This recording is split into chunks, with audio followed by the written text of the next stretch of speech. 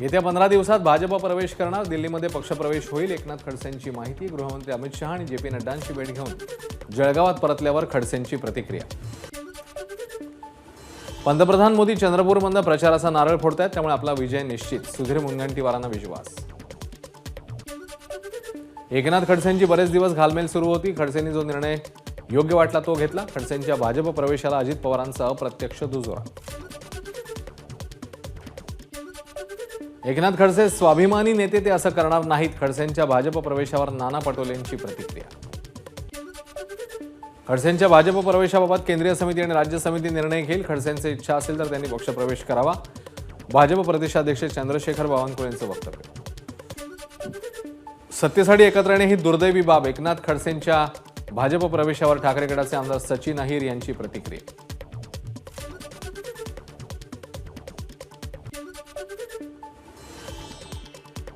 मनसेच्या गुढीपाडवा मेळाव्याची तयारी अंतिम टप्प्यात. पाडवा मेळाव्यात राज ठाकरे कुणावर तोफ डागणार याकडे लक्ष.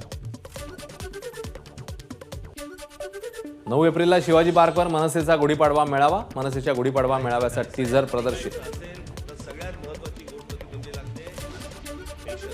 लोकसभा निवडणुकीच्या तोंडावर मनसेला मोठा धक्का. जोगेश्वरी पूर्व मतदारसंघातल्या मनसेतील मनसे प्रदेश उपाध्यक्ष प्रवीण मरगज यांच्यासह शेकडो कार्यकर्त्यांचा भाजप प्रवेश. मुंबई भाजप अध्यक्ष आशिष शेलार, प्रवीण दरेकर उपस्थित.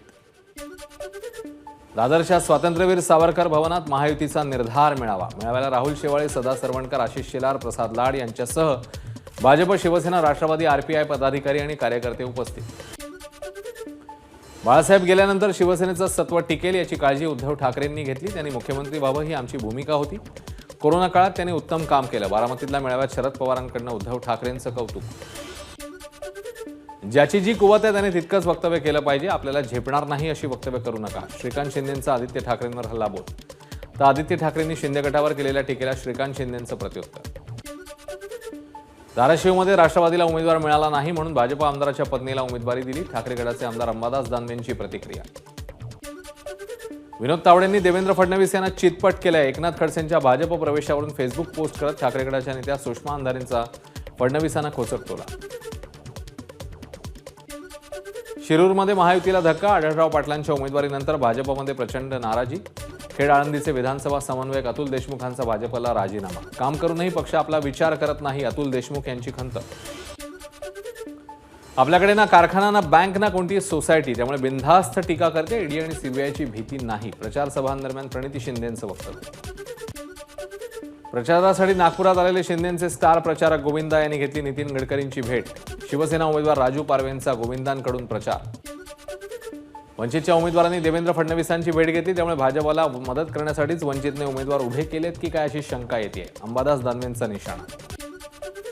काँग्रेस नेहमी आंबेडकर विरोधी राहिली आहे. आंबेडकरांना हरवण्याचं काम काँग्रेसने केलंय. प्रकाश आंबेडकर प्रस्थापित होऊ नये म्हणून काँग्रेस प्रयत्नशील असते. बावनकुळेंची टीका. प्रकाश आंबेडकरांना राज्यसभेवर पाठवू, केंद्रात मंत्रिपदही देऊ. त्यांनी अकोल्यातनं माघार घ्यावी. काँग्रेसच्या अनिस अहमद यांची ऑफर. ओबीसी आरक्षणावर शासनाने दगड टाकला. आम्ही आमचाच नेता खासदार म्हणून देणार. आम्ही आमचा उद्वेग मतपेटीतनं दाखवू. ओबीसी नेते प्रकाश शेंडगेंची संतप्त प्रतिक्रिया. येत्या 2 ते 3 दिवसात भाजपची सगळी नावं जाहीर होतील. रत्नागिरी सिंधुदुर्गची जागा आमचीच आहे, ती आम्हालाच मिळेल. नारायण राणेंना विश्वास.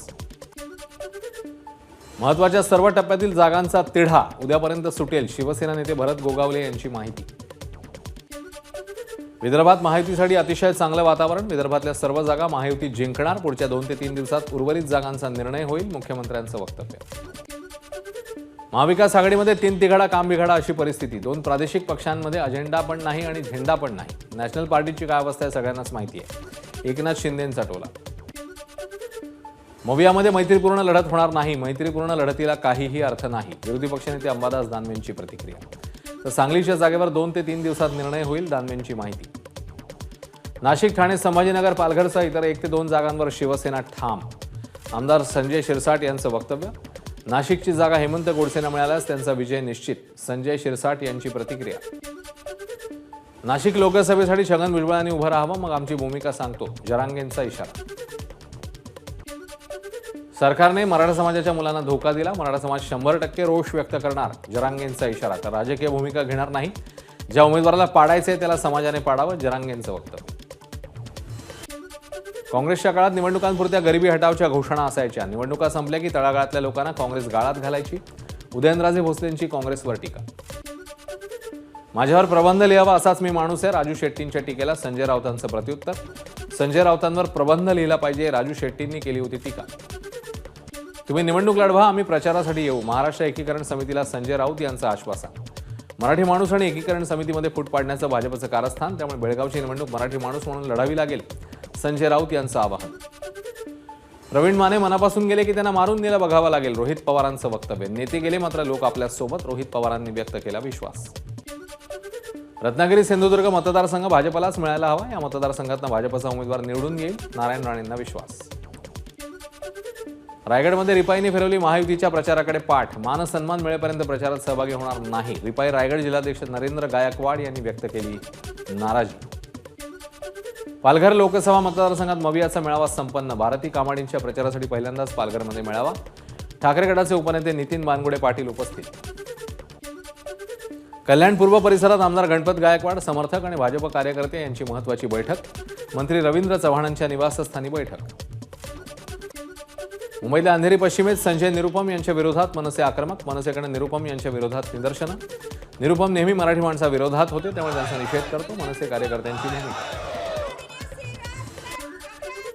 मध्य रेल्वेकडून 184 उन्हाळी विशेष गाड्यांची घोषणा. सुट्टीच्या हंगामात प्रवाशांची होणारी अतिरिक्त गर्दी लक्षात घेता मध्य रेल्वेचा निर्णय. अंधेरी पूर्व आणि पश्चिमेला जोडणाऱ्या गोखले पुलाचे गर्डर मे महिन्याच्या अखेरपर्यंत बसवणार. डिसेंबर अखेरपर्यंत प्रकल्प पूर्ण होणार. प्रदूषण करणाऱ्या वाहनांवर मुंबई आरटीओकडून कारवाईचा बडगा. कारवाईत 14% वाहनं प्रदूषणकारी असल्याचं समोर. 30,781 वाहनांची आरटीओकडून तपासणी, तर 4,358 वाहनांवर कारवाई. IPLमुळे बेस्टच्या उत्पन्नात वाढ. वानखेडेतील सामन्यासाठी education of sports and all या संस्थेकडून तब्बल बेस्टच्या 500 बसचं बुकिंग. बेस्टच्या एका बस मागे 12 ते 16 हजारांचं भाडं मिळणार. पहिल्या टप्प्यातील प्रचार सभांवर पावसाचं सावट. पुढील 5 दिवस विदर्भाला ऑरेंज अलर्ट. नागपूर वेधशाळेने ऑरेंज अलर्ट दिल्यानं उमेदवारांची चिंता वाढली.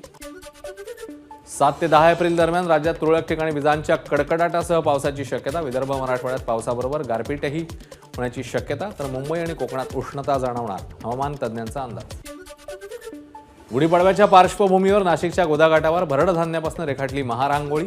राष्ट्रहितासाठी मतदान करा, नववर्ष स्वागत समितीतर्फे रेखाटण्यात आलेल्या महारांगोळीतून संदेश. छत्रपती संभाजीनगरच्या हर्सुल तलावात 7 फूट पाणीसाठा. 1 महिना पुरेल एवढाच पाणीसाठा शिल्लक. 16 वॉर्डांना पाणीपुरवठा करणाऱ्या तलावाने गाठला तळ. 8 दिवसांपासून वसई किल्ल्यात बिबट्याची दहशत. वन विभागाकडून बिबट्याला पकडण्यासाठी शर्थीचे प्रयत्न सुरू. नाशिकच्या सटाणा तालुक्यातील खमताणे परिसरात बिबट्याचा वावर. शेतकऱ्यांमध्ये भीतीचं वातावरण. लोकसभा निवडणूक प्रचारासाठी उपमुख्यमंत्री देवेंद्र फडणवीस केरळमध्ये. तिरुवनंतपुरम इथल्या ऐतिहासिक पद्मनाभ स्वामी मंदिरात फडणवीसांनी घेतलं दर्शन. लोकसभा निवडणुकीच्या पार्श्वभूमीवर चेन्नईच्या तांबरम रेल्वे स्थानकावर पोलिसांची मोठी कारवाई. 6 बॅग्समध्ये जवळपास 4 कोटी रुपये घेऊन जाणाऱ्या 3 अटक. यामध्ये एक भाजप कार्यकर्त्याचा समावेश असल्याची माहिती. एक्सेल सर्व्हिस या अमेरिकन स्थित IT कंपनीकडे तब्बल 800 कर्मचाऱ्यांची कपात. यात भारत आणि युनायटेड स्टेट्समधल्या कर्मचाऱ्यांचा समावेश.